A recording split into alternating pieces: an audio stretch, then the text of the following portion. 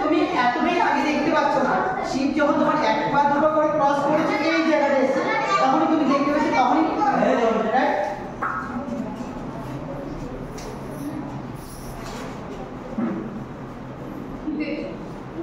আপনি আজকে ওখানে চিন্তা ভাষ্য লিখে এসেছেন। পণ্ডিত পাঠ থেকে কিছু শুনবো। কি ভাষ্য?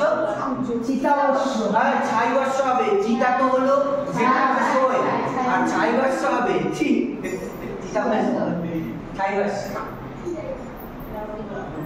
একটু লাগা এখানে।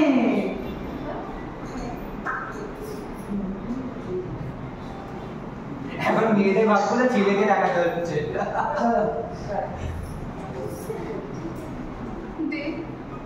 আপনি আজকে ওখানে ছাই ভাষ্য লিখে এসেছেন। ভিক্ষার পাত্র তো দেখছি সুন্দর। তারপরে উঠে দিতে টান ঘুরে আবার কথা বলছে, তখন উনি এখানে বসে আছে।